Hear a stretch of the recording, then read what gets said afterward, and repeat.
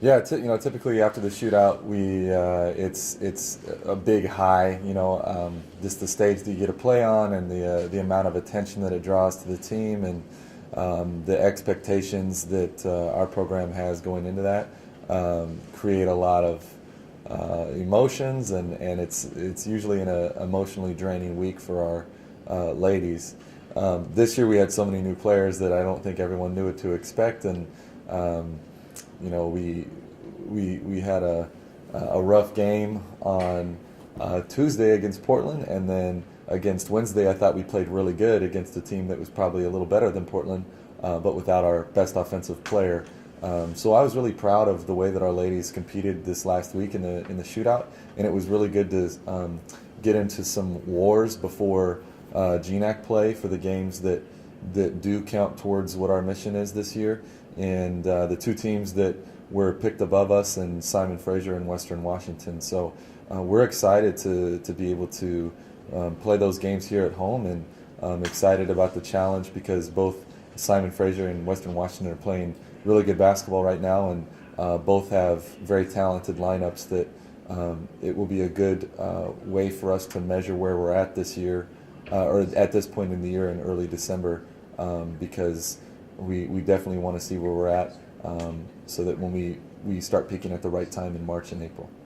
A quick follow-up on Autumn Williams. Is that a long-term injury, or is that something that... Well, she practiced yesterday. We had a couple academic issues where we had some kids taking some tests during practice, so we practiced with 8 or 9 players yesterday, and those are just what it is. I mean, that's part about being a student athlete, and we understand that. And so I think we have everyone today for practice but Zara Laster, so I'm excited about that. Autumn creates a completely different dynamic for our offense because she is a playmaker and she can score from the perimeter. So I think it just makes us really hard to guard, and it gives us depth at that position, most importantly with Zara being out still on concussion protocol.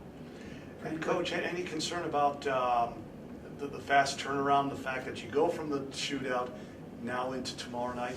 I think it gives us a lot of advantage, actually, because we played the game so early in the week. We were able to focus on Simon Fraser since basically Friday. They've had games on Friday and Saturday, so I think it's more of a disadvantage for them because I think we're a difficult team to prepare for because we own so much of the other team's practice time. They have to prepare for a unique defense and a press, so they need to make sure that those two things are sharp. So I think in our preparation, we've been able to key on a team that's very talented. Simon Fraser is unique because they've already played 9 games, and including there are 3 exhibitions that they get, but they've already played 9 counters. I think they're 8-1 at this point. So they're a group that's got a lot of minutes under their belt at this point in time, and they've been through a couple wars already. They've been tested and played some of the better teams in the West region. So we'll definitely have to be playing our best basketball. And we don't have to remind you, but we will anyway, that last time you played them, they won. Yeah. Well, the last time we played them, we beat them by 27 and ended their season in the conference tournament. So, but the last time we played them here, they ruined senior night. Yeah, they did. So we definitely, I think for the returners, they definitely want redemption. But I think more so, in the shootout, I heard big shoes to fill and all these types of things about losing those games to Portland and Missouri State. And I don't think that really bothers our team because we have our own shoes, and we're making those right now. We don't have shoes to fill, and I think that's our team's mentality this year is, we wear boots if we want. I mean, we've got to establish what our identity is going to be, and we're definitely looking forward to that challenge of like a redemption. In terms of improvement, obviously you guys played, you said you think the team played pretty well in the shootout games, but what are some areas you think you can kind of work on or learn that this team needs to work on, given the fact that you played those D1 teams? Well, in both games we got beat by shooters, and Simon Fraser has a lot of those, so it'll actually be a good test for us to see how well we focus on personnel. Portland had a kid go 7 for 10 from the three-point line, which is pretty unique. I mean, that took a pretty extraordinary game for her to have that kind of a night. But we didn't focus really well on personnel, and this week we've been really working on that to identify where the shooters are and to be able to, if they're going to be making shots from the perimeter, that they're going to be contested. So I think that's probably the biggest thing, that and turnovers and floor spacing, especially on the offensive end. I thought our half-court execution was relatively poor, but again, it's a new team, and we're trying to play the best we can to our strengths. So I think right now we made a couple adjustments that maybe the casual fan would not recognize, but like sticking our low post player on the opposite side of the floor to open up more driving lanes and things like that, more of a dribble drive look that you'd see like on the Kentucky men's side. Just no alley-oops for dunks on the backside. But I think it'll open up the floor spacing for us and let our dynamic guards make more plays that way. And Coach, something else that we've noticed, especially with the shootout and everything, attendance, and especially where UAA is concerned, right now you're leading by leaps and bounds with the conference in attendance, over 1,000 fans a game and everything. No one else can hold a candle to what your program has done. Your thoughts about attendance? Well, I just think our school at UAA is just different than the rest of the league. I mean, I think when it comes to the recruiting side, that's one thing that we like to hit on a lot, is that people actually care. In Anchorage, people care about women's basketball here, and I don't think the rest of the GNAC can really say that. I mean, when you have over 1,000 fans and you double up everybody on attendance, there's some teams in our league that average 200 fans a game, and they're good programs. They're well coached and they have good players.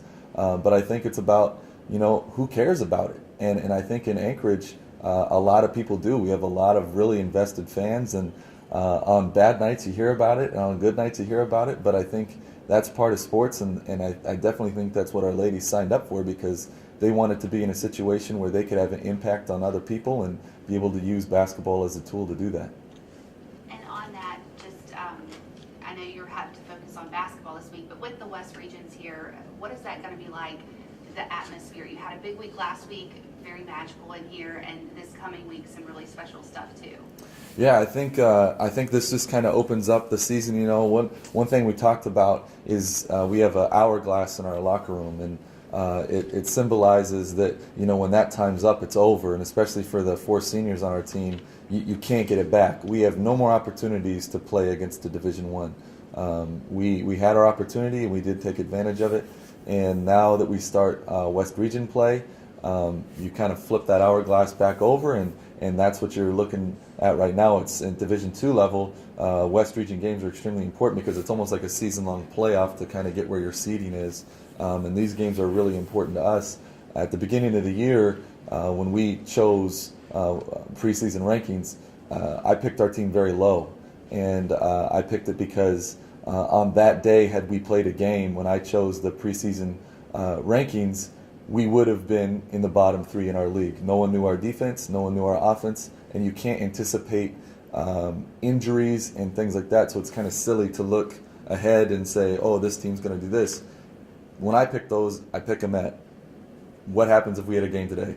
We would lose a lot of games on that day. But I like where we're at now, and I like where we're headed. As long as we can stay healthy and things like that, I think it can be another magical time in West Region play.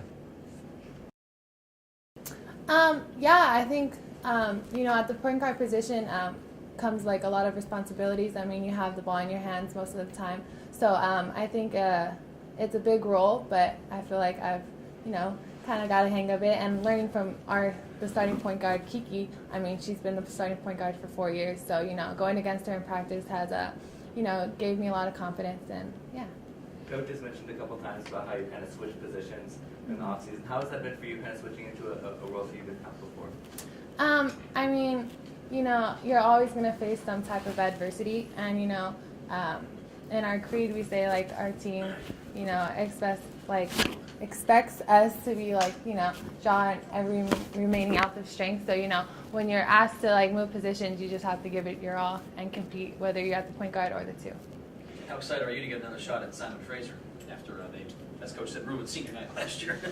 I mean, I didn't get to play last year, but I think it'd be nice to give it my all for the returners. I know they want to win, so yeah. And Yazmeen, going back to the attendance, UAA leads the GNAC and fan attendance and everything. Your thoughts on how that impacts the team? I think, when you're playing in front of such a larger crowd, it gives you a lot of confidence.